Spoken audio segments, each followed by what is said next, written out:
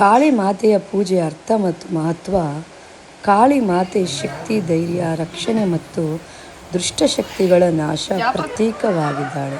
ಕಾಳಿ ಮಾತೆಯ ಪೂಜೆ ಮಾಡುವುದರಿಂದ ಮನಸ್ಸಿನ ಭಯ, ನಕಾರಾತ್ಮಕ ಚಿಂತೆಗಳು ಮತ್ತು ಅಜ್ಞಾನ ದೂರವಾಗಿ ಆಧ್ಯಾತ್ಮಿಕ ವಿಶ್ವಾಸ ಹಾಗೂ ಆಧ್ಯಾತ್ಮಿಕ ಶಕ್ತಿ ಹೆಚ್ಚುತ್ತದೆ ಎಂದು ನಂಬಲಾಗುತ್ತದೆ.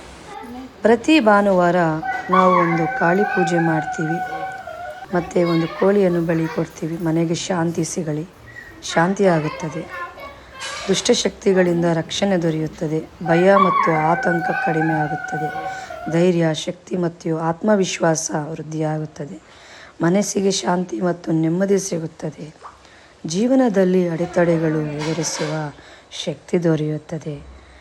ಕಾಳಿ ಮಾತೆಯ ಓಂ ಕಾಳಿಯೇ ಮಾತೆಯ ತಾಯಿ ಕಾಳಿ ಮಾತೆ ನಮ್ಮನ್ನು ಸದಾ ಕಾಪಾಡಲಿ. ಧೈರ್ಯ, ಆರೋಗ್ಯ, ಐಶ್ವರ್ಯ ಮತ್ತು ಶುಭವನ್ನು ಕರುಣಿಸು ತಾಯಿ. ಈ ಚಾನೆಲ್ ಇಷ್ಟ ಆದರೆ ಲೈಕ್, ಸಬ್ಸ್ಕ್ರೈಬ್ ಮಾಡಿ. ಧನ್ಯವಾದಗಳು.